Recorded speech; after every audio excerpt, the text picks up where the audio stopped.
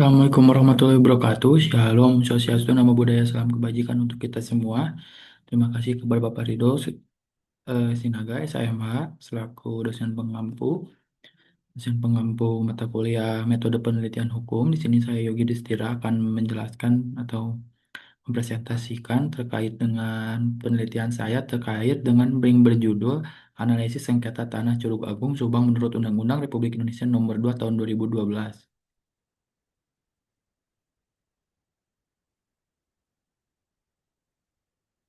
Nah, di sini ya latar belakangnya adalah yang pertama, tanah tanah memiliki peranan krusial dalam kehidupan masyarakat Indonesia tidak hanya dari sisi sosial tetapi juga sosial, budaya, dan identitas bangsa. Sebagai negara agraris dan kepulauan, keberadaan tanah sangat menentukan keberlangsungan hidup dan pembangunan nasional. Namun, persoalan agraria masih menjadi masalah kompleks atau yang masalah rumit, terutama ketika bertabrakan dengan proyek infrastruktur. Contohnya terjadi di Curug Agung, Kabupaten Subang, di mana proyek revitalisasi irigasi oleh Sumber Daya Air atau SDA Provinsi Jawa Barat memicu sengketa karena penggusuran dilakukan tanpa musyawarah, verifikasi legalitas tanah, maupun ganti rugi yang layak, meskipun warga memiliki dokumen resmi seperti sertifikat hak milik atau HSHM dan IMB. Hal ini menimbulkan indikasi maladministrasi serta pelanggar hak konstitusional warga negara sebagaimana dijamin dalam Undang-Undang Pokok Agraria Nomor 5 Tahun 1960 serta Undang-Undang Nomor 2 Tahun 2012 tentang pengadaan tanah untuk kepentingan umum dan Undang-Undang Nomor 39 Tahun 1999 tentang hak asasi manusia. Menanggapi hal ini, Ombudsman RI merekomendasikan penghentian sementara proses penggusuran untuk memastikan verifikasi data dan dialog partisipatif. Oleh karena itu, penting dilakukan kajian mendalam terhadap aspek hukum dan tata kelola agar pengadaan tanah dilakukan secara adil, transparan, dan melindungi hak warga secara menyeluruh. Lalu slide selanjutnya metode penelitian. Dalam menyelesaikan karya tulis dengan judul Analisis Sengketa Tanah Curug Agung Subang menurut Peraturan Pemerintah Nomor 24 Tahun 1997 tentang pendaftaran tanah, ini penulis menggunakan metode deskriptif analitis yang disesuaikan dengan sumber kepustakaan oleh kajian pustaka dan sahdi literatur dengan melakukan pengumpulan data, penelitian, dan sumber dari bersumber dari buku, jurnal, artikel terdahulu yang berkaitan dengan jurnal yang diangkat oleh penulis, agar karya tulis ini yang dihasilkan sesuai dengan fakta dan teori yang ada. Lalu untuk rumusan masalah ada dua. Di sini pas saya Yogi Tistira ngambil untuk rumusan pertamanya adalah bagaimana ketentuan hukum terkait pengadaan tanah untuk kepentingan umum menurut Undang-Undang Republik Indonesia Nomor 2 Tahun 2012. Lalu yang kedua adalah apakah pelaksanaan penggusuran lahan warga di Curug Agung Subang oleh Dinas Sumber Daya Air atau SDA Provinsi Jawa Barat telah sesuai dengan prosedur dan prinsip hukum dalam Undang-Undang Nomor 2 Tahun 2012.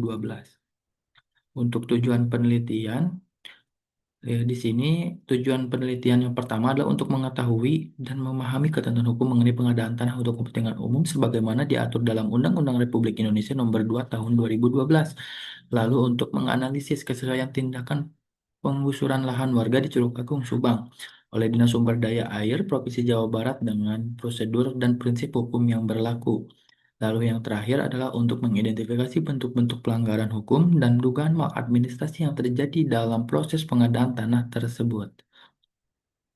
Lalu sekarang masuk ke bab hasil dan pembahasan.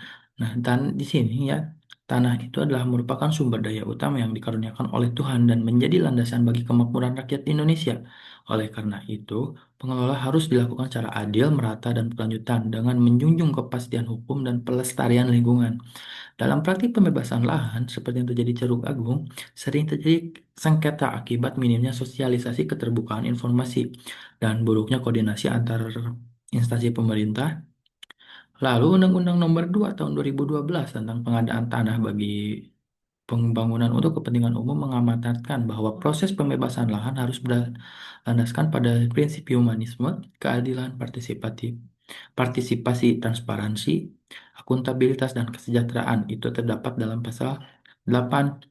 Proses ini juga mencakup tahapan inventarisasi, penilaian, dan musyawarah ganti rugi, pemberian kompensasi, hingga pelepasan hak atas tanah, pasal 27 ayat 2. Namun dalam kasus Curug Agung ini, pelaksanaan pengusuran tidak memenuhi prosedur tersebut dan dilakukan tanpa verifikasi secara menyeluruh atas hak kepemilikan tanah. Hal ini melanggar semangat Undang-Undang Nomor 2 Tahun 2012 dan mengakibatkan kerugian fisik, sosial hingga psikologis bagi masyarakat terdampak. Warga yang memiliki sertifikat tanah resmi juga dilindungi oleh Peraturan Presiden Nomor 24 Tahun 1997 yang mengatakan bahwa sertifikat merupakan bukti yang sah dan kuat secara hukum. Meskipun jalur litigasi sering dipilih karena memberikan kepastian hukum, pendekatan non-litigasi seperti mediasi atau dialog partisipatif lebih inklusif dan sesuai dengan prinsip keadilan sosial. Tanpa partisipasi masyarakat sejak awal, proyek pembangunan akan kehilangan legitimasi sosial atau pengakuan dari masyarakat dan menimbulkan beban politik sosial yang tinggi. Kasus ini menjadi pengingat bahwa keberhasilan pembangunan tidak hanya diukur dari hasil fisik, tetapi juga dari kepatuhan terhadap hukum dan perlindungan hak-hak rakyat. Jadi, sumber daya uh, Dinas Sumber Daya Air ini atau SDA yang mewakili pemerintah yang akan melakukan pembebasan lahan di sekitar sepadan Curug Agung ini, mereka tidak melakukan verifikasi dan tidak melakukan cek legalitas atas sertifikat terlebih dahulu atas hak tanah tersebut. Jadi ada segelintir masyarakat yang merasa dirugikan karena mereka memiliki SHM dan IMB yang telah diamini oleh TRBPN atau Kantor Pertanahan Kabupaten Subang atau di sekitarnya.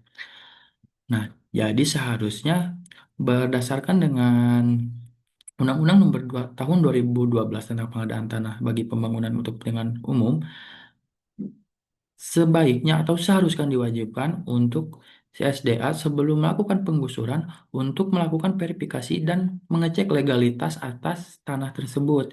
Jadi tidak akan terjadi apa namanya sengketa di kemudian hari. Setelah ini terjadi, Ombudsman RI menyarankan untuk melakukan mediasi antara antara eh, kedua belah pihak, melakukan mediasi untuk menemukan titik terangnya. Dan mungkin menurut saya, pendapat saya pribadi,